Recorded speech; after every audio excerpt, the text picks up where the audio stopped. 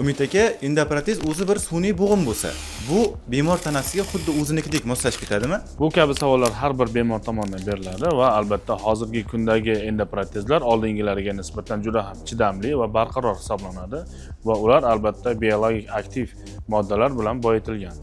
Va bu organizmlarga moslashuvchanlikni juda ham yuqori ta'minlab beradi. Protezlar odatda titan, kobalt xrom qotishmasi, keramika va maxsus polietilen mahsulotlaridan tayyorlanadi. Bu materiallar organizm tomonidan odatda rad etilmaydi. Vaqt o'tishi bilan esa suyak protez atrofiga o'sib, uni yanada mustahkam ushlab turishini ta'minlaydi.